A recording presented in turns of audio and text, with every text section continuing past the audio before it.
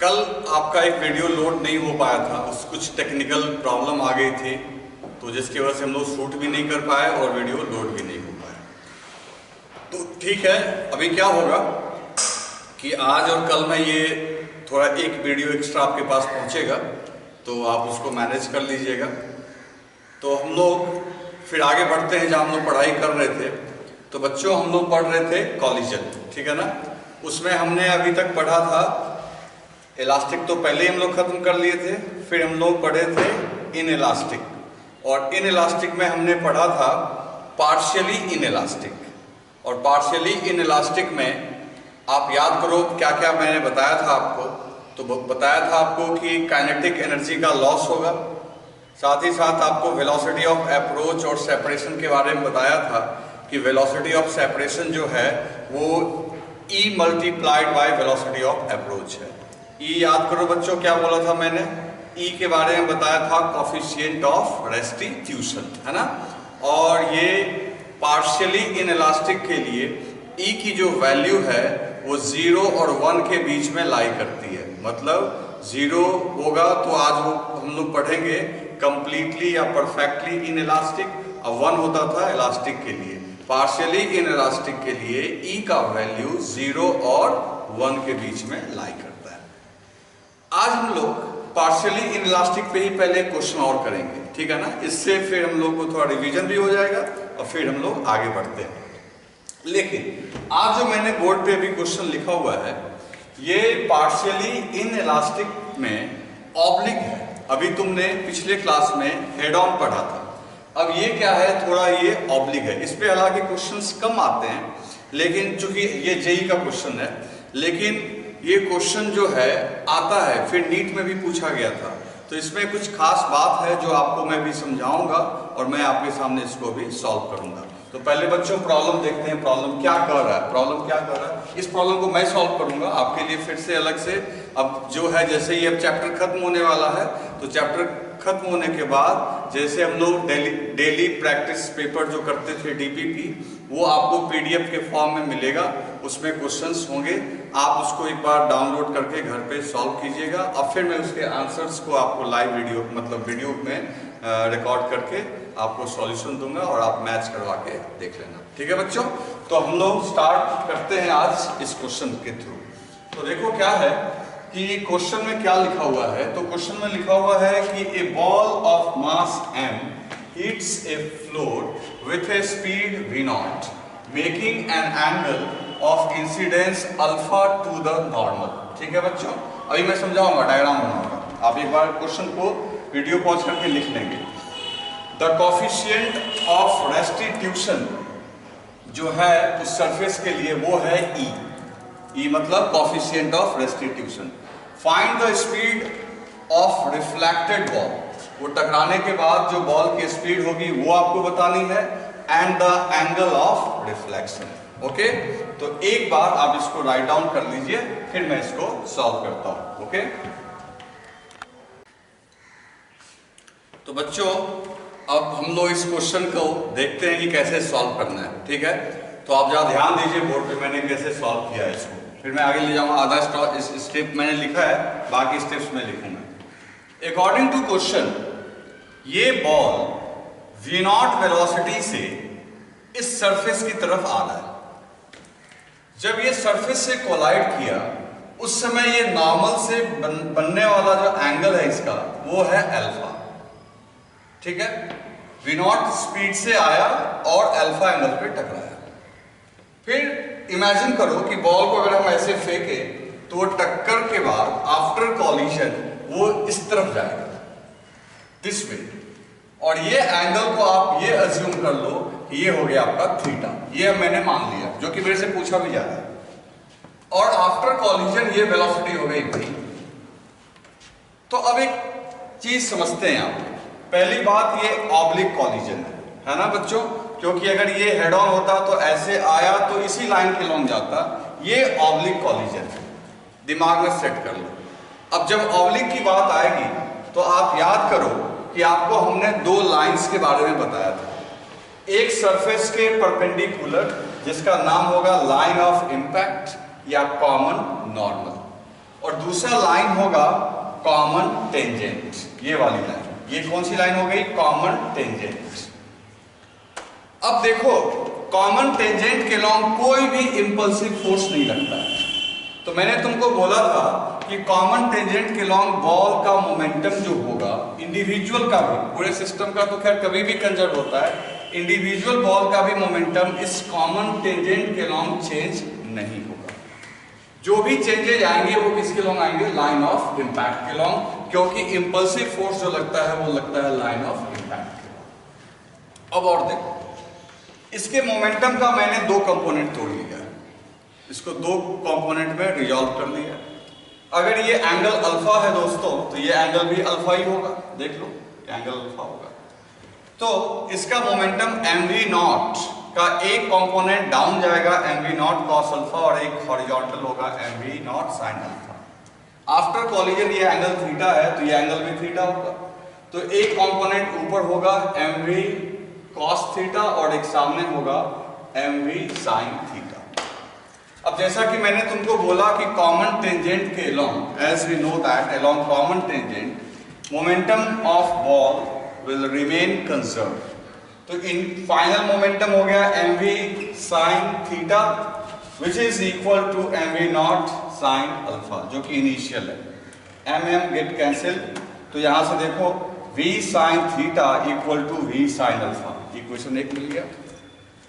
दूसरा, line of impact के along एक बहुत इंपॉर्टेंट कॉन्सेप्ट सुनो तुम। देखो हेड ऑन में कोई लफड़ा नहीं है।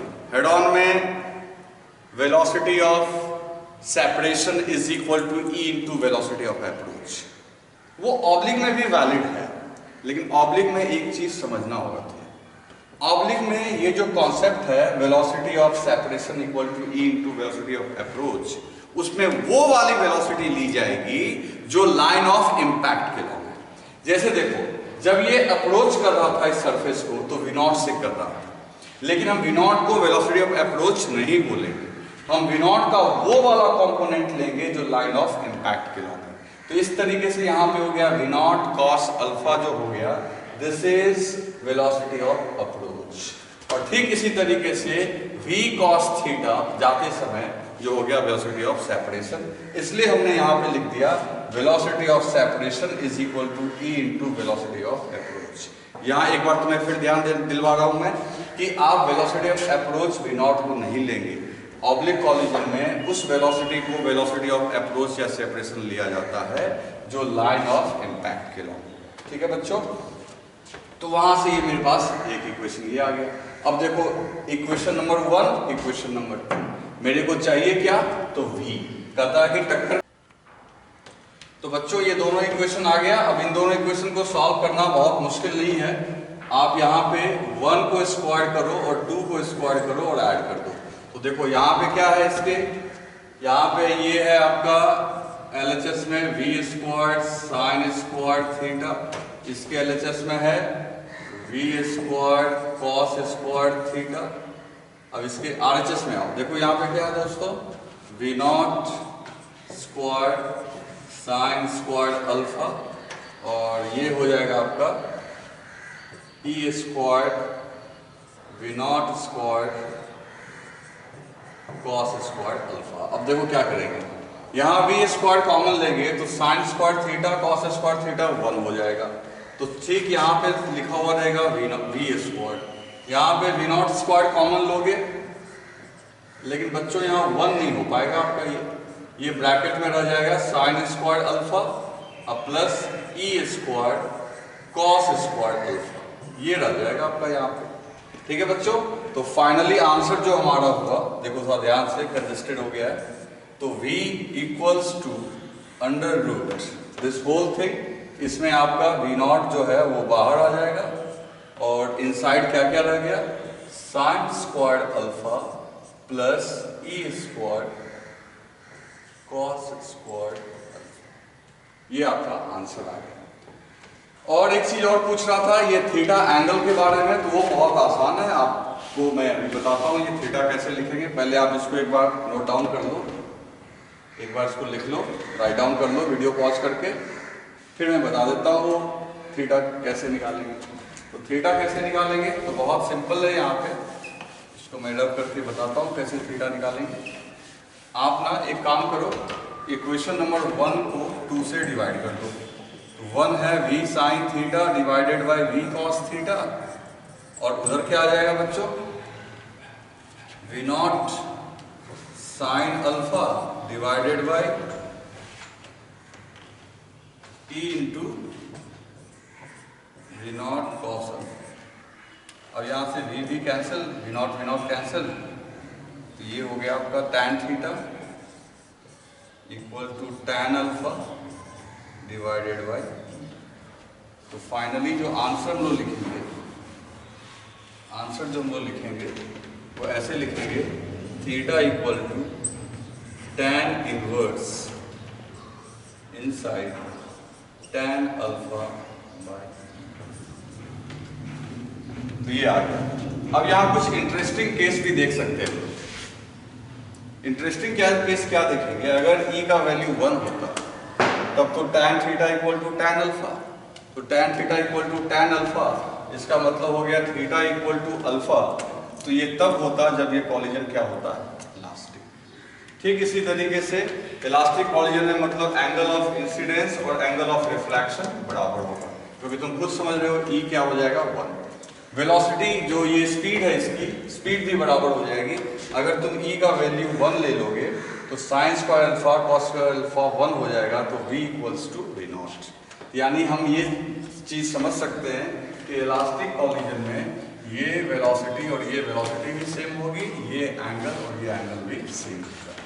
ठीक है, तो इस प्रॉब्लम से क्या टेक अवे है, क्या हम लोग लेके आगे बढ़ेंगे, तो आगे लेके ये बढ़ेंगे कि वेलोसिटी ऑफ अप्रोच और सेपरेशन जो लेना है वो लाइन ऑफ इम्पैक्ट के लॉन्ग, ये सबसे इंपॉर्टेंट है। अप्रोच हुआ था v cos अल्फा से, सेपरेशन हुआ v cos थीटा से। अप्रोच हुआ v cos अल्फा से, सेपरेशन हुआ v cos थीटा से। ठीक है, और ये वाला कंपोनेंट जो है मोमेंटम का, इसको चेंज नहीं करना है क्योंकि ये कॉमन टेंजेंट है। ओके बच्चों, तो आप एक बार लिख लीजिएगा जो आगे का पार्ट है इसका। तो बच्चों अब आखिरी कॉलिजन जो हम लोग का है वो है कंप्लीटली इनइलास्टिक। तो उसको हम लोग भी स्टडी करेंगे और इसको आज हम लोग पढ़ लेते हैं। इसके ऊपर 2-3 प्रॉब्लम भी देख लेंगे। इसके बाद कॉलिजन का अगला जो 2 वीडियो होगा वो सिर्फ प्रॉब्लम पे ही होगा जो एग्जाम में पूछे गए हैं प्रीवियसली, IIT में, नीट में, मेंस में, एडवांस दोनों मिला के मैं बोल रहा हूँ, और इसके अलावा और प्रैक्टिस के लिए मैं करूँगा। ठीक है, तो ये थ्योरी का समझो कि ये आखिरी पार्ट है जो मैं लिख रहा हूँ। तो कंप्लीटली इनइलास्टिक कॉलिजन। तो एक बात तो समझ लो, ये कंप्लीटली इनइलास्टिक कॉलिजन है। अब ये बात, ये कंप्लीटली वर्ड मैंने कई बार बोला है। कंप्लीट का मतलब ये नहीं होता है टोटल, इसका मतलब होता है maximum possible loss in kinetic energy. ठीक है बच्चों, चलो और क्या क्या होगा। तो इनइलास्टिक है तो मैक्सिमम पॉसिबल लॉस होगा। और क्या होगा, तो और ये होगा कि यहां पे E होगा 0। सवाल ये E 0 क्यों होगा वो मैं आज आपको एक्सप्लेन करूंगा। ठीक है, तो देखो, और ये कंप्लीट मैक्सिमम लॉस यहां पे क्यों होता है ये भी हम लोग देखेंगे। तो इस कॉलिजन में हम लोग क्या अज्यूम करते हैं, मान लो ये एक बॉडी है m1 जिसकी वेलोसिटी है u1, और ये एक दूसरी बॉडी है m2 जिसकी वेलोसिटी है u2। दोनों सेम डायरेक्शन में जा रहे थे। u1 का वेलोसिटी का वैल्यू ग्रेटर है u2 से। फिर इन दोनों का कॉलिजन हुआ, कॉलिजन हुआ तो ये पिचक गए। पहले क्या होता था, इलास्टिक में जब ये पिचक जाते थे यानी डिफॉर्म हो जाते थे, तो आफ्टर कॉलिजन पूरी तरीके से शेप में आ जाते थे। पार्शियली इनइलास्टिक में क्या हुआ कि पूरी तरीके से ये शेप में नहीं आए, थोड़ा सा डिफॉर्मेशन रह गया, थोड़ा सा डिफॉर्मेशन रह गया। लेकिन दोनों अलग जरूर हो गए, थोड़ा सा डिफॉर्मेशन रह गया। लेकिन कंप्लीटली इनइलास्टिक में क्या होगा बच्चों, ध्यान से सुनना कि इसमें जो डिफॉर्मेशन रहा, जो डिफॉर्मेशन हुआ ड्यूरिंग द कॉलिजन, फिर ये वापस अपने शेप में नहीं आ पाया, कुछ भी नहीं आया, 1% भी नहीं आया। ये ऐसे ही समझो जैसे हम लोग रोटी खाते हैं, आटा को गूंथते हैं, तो आटा जब जो सेमी सॉलिड टाइप का होता है उसको अगर पिचका दोगे तो पिचक के रह जाएगा। ठीक उसी तरीके से ये दोनों बॉल में जो डिफॉर्मेशन हुआ ये वापस फिर अपने शेप में नहीं आ पाया। जब ये अपने शेप में नहीं आ पाया तो इसका मतलब है ये दोनों कंबाइंड फॉर्म में जब शेप में आया ही नहीं, ये दोनों ही एक बॉडी के फॉर्म में एक कॉमन वेलोसिटी vc से चला गया। तो सबसे बड़ी बात, कंप्लीटली इनइलास्टिक के बाद देखो कब समझोगे कंप्लीटली इनइलास्टिक हुआ, कैसे आप लैंग्वेज से पकड़ोगे, तो जब कभी भी ऐसा लिखा हुआ रहे कि after collision both bodies will move together, दोनों एक साथ चलने लगे, दोनों बॉडी एक साथ चलने लगे, समझ जाने का है कि ये कैसा है, कंप्लीटली इनइलास्टिक, दोनों अलग ही नहीं। अब सोचो पहले U1 U2 था, टक्कर के बाद दोनों एक बॉडी हो गया और एक बॉडी की तरह चलने लगा, तो इसका मतलब है कि यहां सेपरेशन हुआ ही नहीं। तो अब तुमको ये भी समझ में आ जाएगा कि वेलोसिटी ऑफ ये कोफिशिएंट ऑफ रेस्टिट्यूशन 0 क्यों है इसका। अब देखो मैं बताता हूं, मान लो पहले तो एक काम करते हैं, मोमेंटम कंजर्व करवा देते हैं। मोमेंटम को कैसे कंजर्व कर, मोमेंटम तो मैं पहले ही बोल चुका हूं कि इंडिविजुअल बॉडी की बात नहीं कर रहा, पूरे सिस्टम का, तो पूरे सिस्टम का मोमेंटम कभी भी कंजर्व होता है कॉलिजन में। तो हम लोग सीधा कर देते हैं यहाँ पे, from conservation of energy, sorry बच्चों, कंजर्वेशन ऑफ मोमेंटम।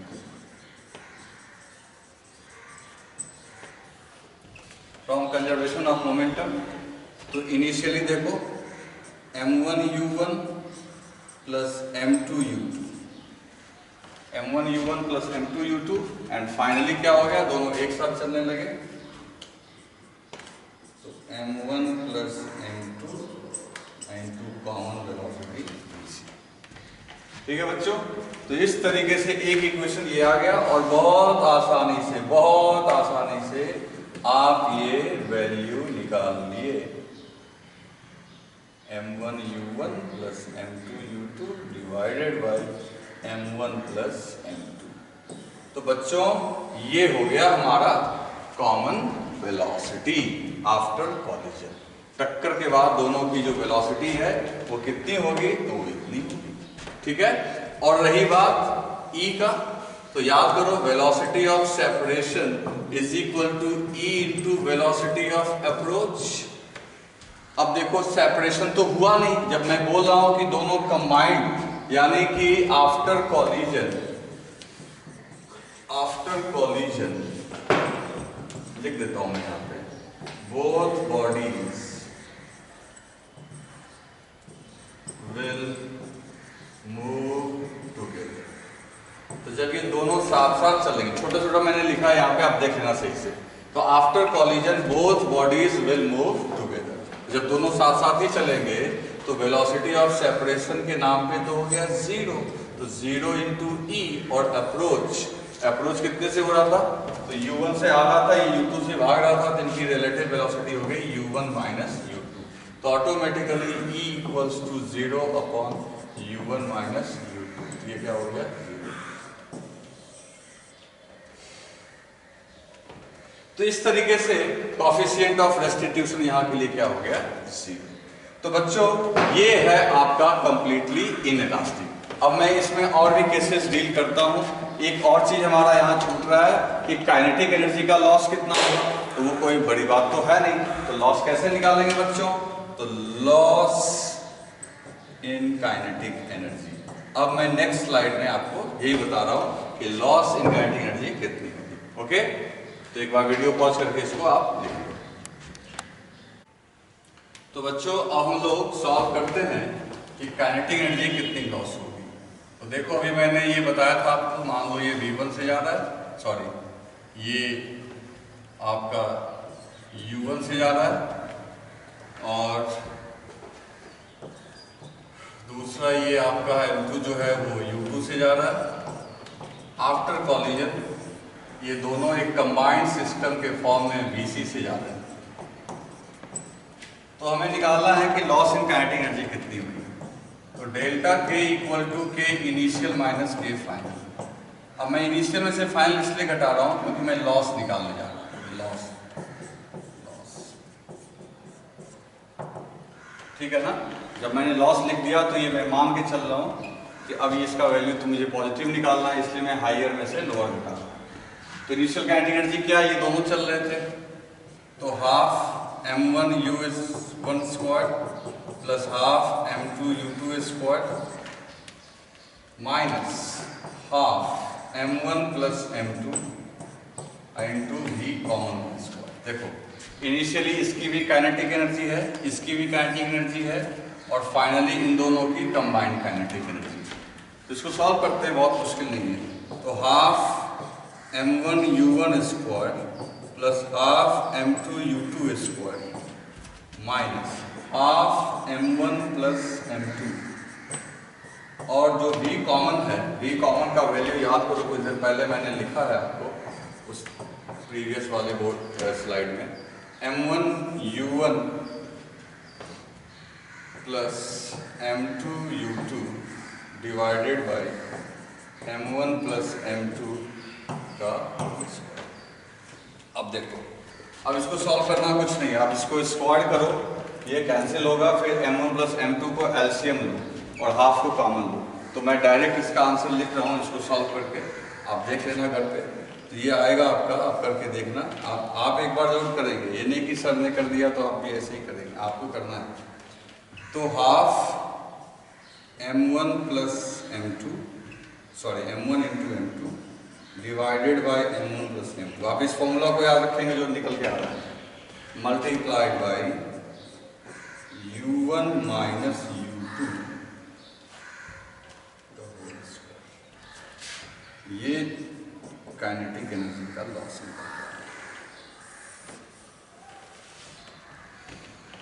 तो देखो, आप ध्यान से देख लो भाई, कैसे क्या करना है नहीं करना है, आप अच्छे से एक बार इसको देखो क्या फॉर्मूला निकल के आया। तो फॉर्मूला निकल के आया हमारा half m1 into m2 divided by m1 plus m2 और u1 माइनस u2 का होल स्क्वायर। अब इसमें कोई पंगेबाजी नहीं है, u2 माइनस u1 भी करोगे तो स्क्वायर होने से कोई दिक्कत नहीं है।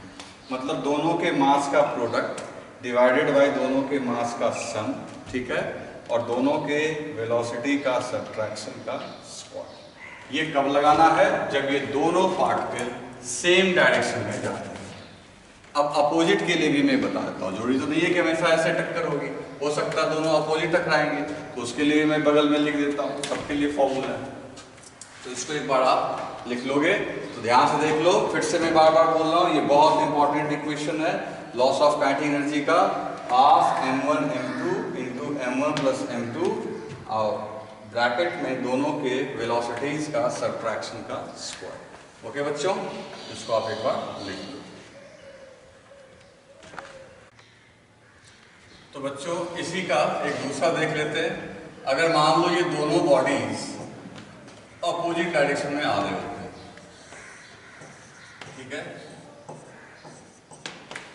ये इधर से वो उधर से, अब इन दोनों का टक्कर हो गया। अब सवाल ये है कि आफ्टर कॉलिजन ये जाएंगे किधर, ये एक बहुत बड़ा दिक्कत है। तो उसमें सोचने का नहीं है, आप देखो क्या करो, मोमेंटम तो आप मान के चलो कि कंजर्व रहना है। तो इसका मोमेंटम है पॉजिटिव एक्स एक्सिस में और इसका मोमेंटम है नेगेटिव एक्स एक्सिस में। मोमेंटम होता है mass into velocity, mass into velocity. तो सवाल ये है कि इसका मोमेंटम पॉजिटिव, इसका मोमेंटम नेगेटिव। अगर ये दोनों एग्जैक्ट इक्वल होगा तब तो net momentum cancel, after collision ये दोनों चलेगा ही नहीं। मैं सारा कंडीशन अभी लिख के बोर्ड पे दिखा रहा हूँ। मान लो ये 2 kg का है, ठीक है बच्चों, और ये 4 मीटर पर सेकेंड से जाता है और ये 2 मीटर पर सेकेंड से जाता है, ये 4 से ये 2 से। और इसका मास जो है वो 4 kg। तो देखो इसका मोमेंटम कितना हुआ, तो P1 हो गया 4 × 2 8, और इसका P2 हो गया 8, दोनों का 8, 4 × 2, और यूनिट हो गया kg मीटर पर सेकेंड, kg मीटर पर सेकेंड। अब ये दोनों बॉडी अगर टकरा गया मान लो अपोजिट डायरेक्शन में, तो जानते हो टक्कर के बाद अगर कॉलिजन आपका परफेक्टली इनइलास्टिक है, कॉलिजन तो हम लोग जान ही रहे हैं कंप्लीटली क्या है हमारा, कंप्लीटली इनइलास्टिक। तो कंप्लीटली इनइलास्टिक में क्या होगा, ये दोनों मोमेंटम एक दूसरे को कैंसिल कर देंगे और टकराने के बाद ये कंप्लीट रेस्ट में आएगा, मतलब कहीं जाएगा ही नहीं, क्योंकि किधर भी जाएगा तब तो नेट मोमेंटम हो जाएगा, जबकि इनिशियली नेट मोमेंटम क्या है, 0। तो देखो ये बहुत जबरदस्त केस हो गया कि कोई पूछे कि क्या ऐसा कॉलिजन पॉसिबल है जहां टक्कर के बाद दोनों पूरी बॉडी कहीं जाए ना, रेस्ट में आ जाए, तो तुम बोलना संभव है, तुम बोलना पॉसिबल है। अगर एक बॉडी का मोमेंटम पॉजिटिव एक्स एक्सिस में है, दूसरे बॉडी का मोमेंटम नेगेटिव एक्स एक्सिस में है, और दोनों का मोमेंटम का मैग्नीट्यूड सेम है जैसा कि तुम देख रहे हो यहाँ पे, तो अगर वो परफेक्टली, ध्यान रहे कोई भी कॉलिजन नहीं, कंप्लीटली इनइलास्टिक कॉलिजन अगर करेंगे, अगर वो कंप्लीटली इनइलास्टिक कॉलिजन करेंगे तो आफ्टर कॉलिजन वो पूरा सिस्टम जो है कंप्लीट रेस्ट में आ जाएगा, यानी कोई बॉडी किधर भी नहीं जाएगा। अब यहां से तुम्हारे दिमाग में आइडिया लग गया होगा कि अब इसका मतलब है अपोजिट वाले में टक्कर में बॉडी कंप्लीटली रेस्ट में कब आएगा। अच्छा ये बताओ कि ऐसा कब होगा जब ये दोनों टकराने के बाद इस तरफ जाने लगे, तो ऐसा तब होगा जब इसका मोमेंटम उसके मोमेंटम से ज्यादा होगा। मान लो अगर ये 8 के बजाय 12 kg मीटर पर सेकेंड होता, और अगर ये 8 होता, तो इसका देखो 8 इधर, इसका 12 इधर, तो उस केस में नेट किधर आ गया, दिस साइड, तो उस केस में टकराने के बाद दोनों बॉडी इधर जा रहे होते। अगर मान लो इसी का 12 हो गया और इसका 8 हो गया, तो टकराने के बाद दोनों बॉडी कंबाइंड फॉर्म में इधर जा रहे होते। तो कौन किधर जाएगा ये डिसीजन होगा हाँ, ये कब लगाना है, जब अपोजिट हो, सेम में तो कोई दिक्कत है ही नहीं। तो हम लोग फिलहाल के लिए एक कंडीशन डील कर लेते हैं। हम लोग मान लेते हैं सपोज M1U1 ग्रेटर है M2U2 से। अगर ऐसा कोई कॉलिजन आया तो देख लो ये M1 है, U1 से इधर जा रहा है, ये M2 है, ये U2 से इधर आ रहा है। तो अगर M1U1 का प्रोडक्ट M2U2 से ज़्यादा है तो आफ्टर कॉलिजन ये दोनों बॉडी कंबाइंड फॉर्म में इधर जा रहे होंगे, पक्की बात, उसके हिसाब से डिसाइड होगा। और उस केस में VC कितना होगा, तो इनिशियली देखो, इनिशियल तो मोमेंटम कंजर्व करवाओ, final momentum equal to initial, पूरे सिस्टम की बात चल रही है।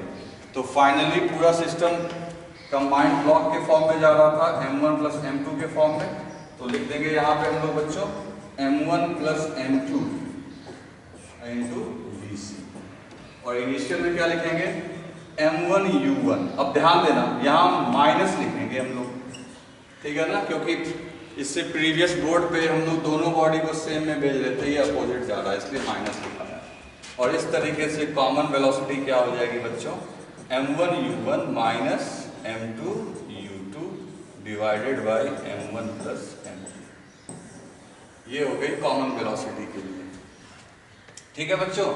और इसी तरीके से लॉस, इस केस में लॉस कितना होगा, तो लॉस इन काइनेटिक एनर्जी का फॉर्मूला जो होगा, अभी कुछ देर पहले हम लोग पढ़े थे, ½ M1M2 अपॉन M1 + M2, और ब्रैकेट में देखो याद करो वहां हमने लिखा था U1 - U2 का होल स्क्वायर, और वो क्योंकि वहां दोनों सेम में जा रहा था, और यहाँ अपोजिट में ठीक उसका उल्टा हो जाएगा, और यहाँ हो जाएगा U1 + U2 का होल स्क्वायर। याद रखना लॉस के समय जो वेलोसिटी का एडिशन का स्क्वायर, ठीक है ना, और वहां पे क्या था, सब्ट्रैक्शन का स्क्वायर।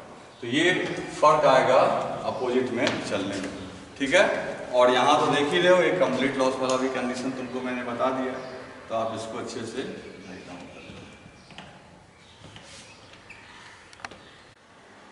तो एक बार बच्चों हम लोग फिर से फॉर्मूला लिख के तसल्ली कर लें कि हमने चीज़ों को समझ लिया है।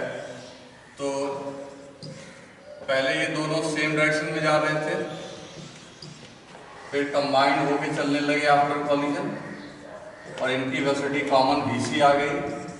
vc का वैल्यू क्या आया दोस्तों, m1u1 plus m2u2 divided by m1 plus m2। इसमें लॉस कितना हुआ बच्चों, तो half m1 plus m2 u1 minus u2 का। ठीक, फिर जब अपोजिट दोनों चल रहे थे, ये m1 ये u1 के साथ, ये m2 ये u2 के साथ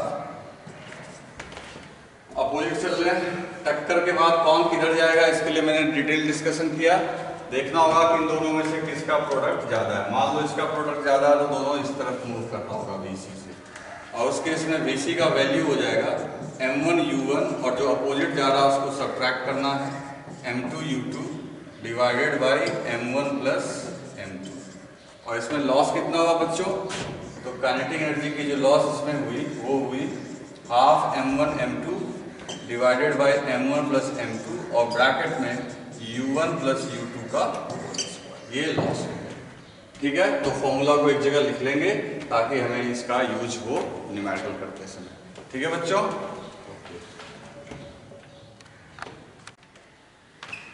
तो बच्चों इसमें अब एक आखिरी चीज और देखेंगे हम लोग, fraction of kinetic energy lost during completely inelastic collision by projectile.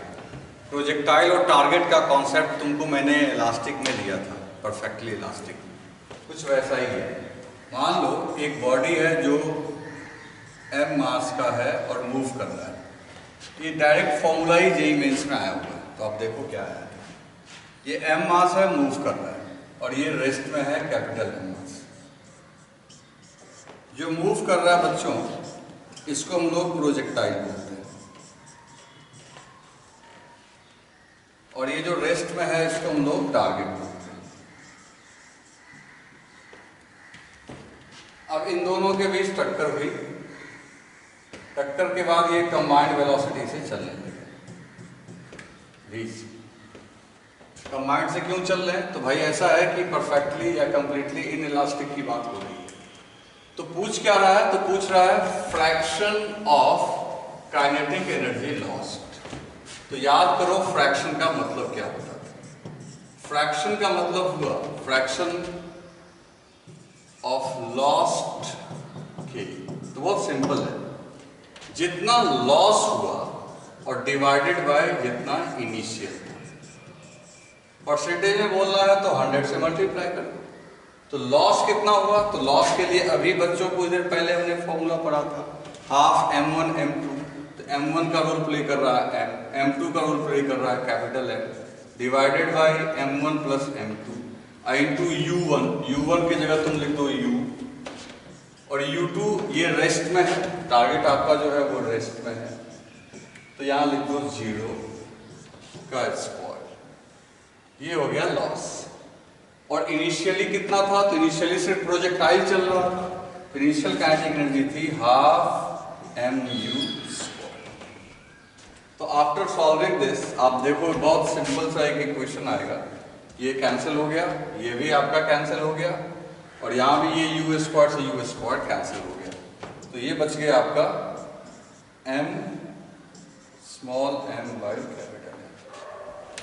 तो ये हो गया दोस्तों फ्रैक्शनल लॉस। तो याद रखना फ्रैक्शनल लॉस जो पर कंप्लीटली इनइलास्टिक, याद रखना लगाना कहाँ होता है, कंप्लीटली इनइलास्टिक। तो कंप्लीटली इनइलास्टिक में जो fractional loss of kinetic energy होता है वो होता है कैपिटल M, यानी टारगेट का mass divided by projectile plus target का मास। ठीक है बच्चों, ये कोई बहुत मुश्किल नहीं था, इसको आप लिख लीजिएगा। और अब इस तरीके से थ्योरी हो गई कंप्लीट। अब इसके ऊपर 2 और वीडियो मैं बनाऊंगा, और वो दोनों सिर्फ न्यूमेरिकल बेस्ड होगा। ठीक है बच्चों, एग्जाम में आए हुए क्वेश्चन और इसके ऊपर अच्छे अच्छे क्वेश्चन जो अगले 2 वीडियो में मिलेगा। और साथ ही साथ इलेक्ट्रोस्टैटिक्स का तो अपलोड होता ही रहेगा, और अपलोडिंग थोड़ा फास्ट और होगा क्योंकि अब चीज़ें धीरे धीरे हम लोग के पास भी सामान्य हो गई हैं। पहले इक्विपमेंट्स बहुत कुछ का दिक्कत था, वो धीरे धीरे हम लोग ठीक कर रहे हैं, चाहे नेट की कनेक्टिविटी है या बाकी चीज़ें। तो अब थोड़ा वीडियो जल्दी जल्दी आपका अपलोड होगा, तो आप अच्छे से रिवाइज कीजिएगा, इसको एक बार लिख लीजिएगा। और फिर हम लोग नेक्स्ट डे देखते हैं। ओके बच्चों, थैंक यू।